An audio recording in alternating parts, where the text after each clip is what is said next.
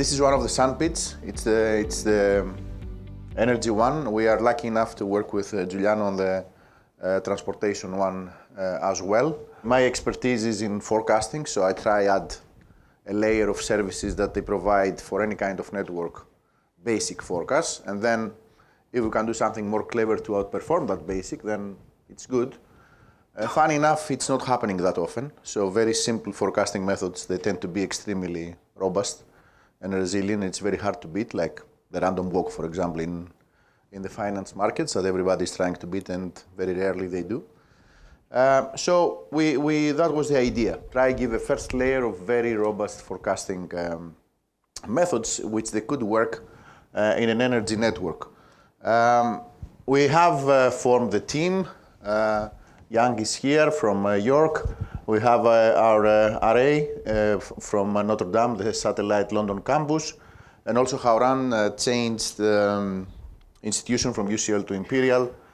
So we have a team that takes care of different aspects of the project, and it's going to be easier to explain it once I show what are these different aspects.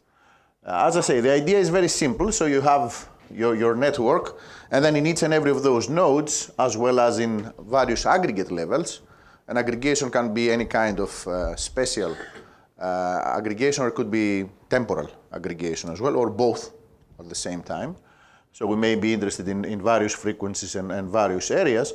In each and every of those nodes, or at any aggregation level, we may want to prepare forecasts. Now, to prepare forecasts, it seems to be an easy task, but it's not, despite being something that everybody does all the time, because you need the black thing, you need the data, then you need the red thing, which is a time series extrapolation or any kind of causal extrapolation. You need the point forecast, but also you need the density, you need the blue lines, you need the confidence intervals, you need prediction intervals. So you need a very good statistical software or any kind of machine learning or whatever you want to put there to prepare those forecasts. But then you can add judgmental expertise. And we were discussing a lot with Giuliano in the break. So in the context, for example, of the network applications, of the rail applications, how do you beat the expertise of the station manager when he knows that at 8:20 that platform is going to be packed with people and there are going to be delays? So, no matter what systems you may try, you may not be able to outperform that forecast, do better, or so that kind of expertise. And usually it comes like that, like an adjustment. And then on top of all that, you may have longer needs. So one thing is immediately what happens tomorrow. It's a different thing what happens in a year from now. So you may have different forecasting horizons, which again complicates things. Now, we don't aspire to make all that in that project, because then there will be nothing left to do after. And we have a visit from the National Grid on Monday, so I have to be able to discuss something with them. So we do aspire to have a layer of a pure statistical forecast, which we do take care in Durham. Then we do aspire to be able to have the behavioral element.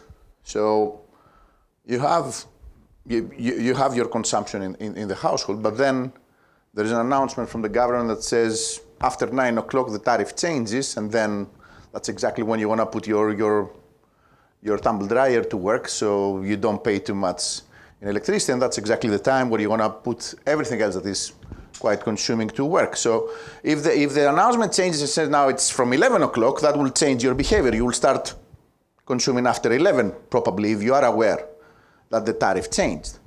Also, there may be other things that are happening. So you may have, unthinkable things like a lockdown. So you may be stuck in the house and you may be consuming more, or you may be coming back to work, and then we had some very interesting behaviors, like people going to work just to avoid paying for electricity at home, and they were staying more at work.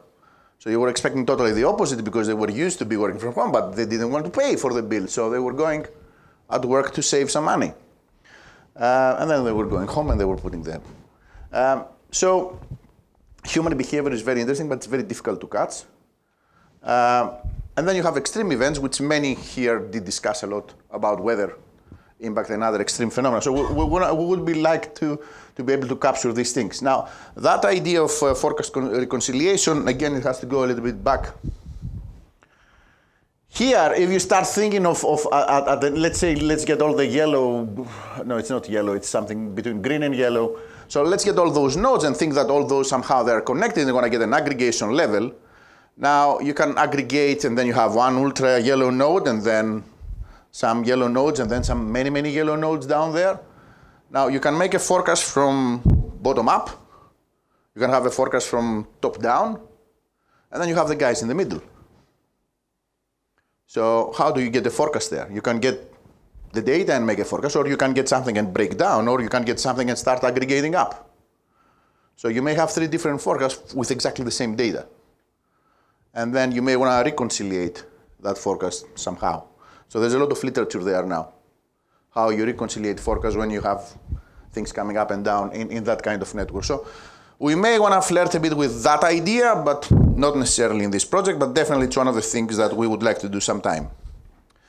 So the way the project is split is we take care in Durham the quantitative element, then in York they do take care the behavioral element, in Imperial they do take care of the extreme events, and if we have time at the end we will look a little bit on the reconciliation as a team altogether. Now, we do have frequent visits from the Office of National Statistics. We are lucky enough in Durham that they came in Darlington, which is next door. So they do try to and I did throw the idea, but they are not yet firm at talking to us. And they have very low frequency data. They have lots of data across UK, but the frequency is monthly or so. It's not the kind of thing we're trying to do here. But we're still discussing. We do, however, have access to data through the energy catapult. And there's a very interesting data set that we are using at the moment. It's going to be the first of the 2 that we aspire to deliver in this project. It's called Measuring the Consumer Response to the Energy Crisis. It's part of what's called the Living Lab, which is around 1,500 houses that voluntarily they give data about their consumption. And in this dataset, it's 36 houses. You will tell me it's not a lot, but it's still many different rooms, many different sensors. And then those 36 houses, they have data in 21 and in 22, which is the COVID years.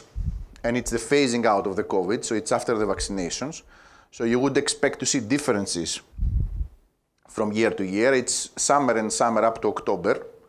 It's as you're coming back from the summer to work. So we would expect to see behavioral elements.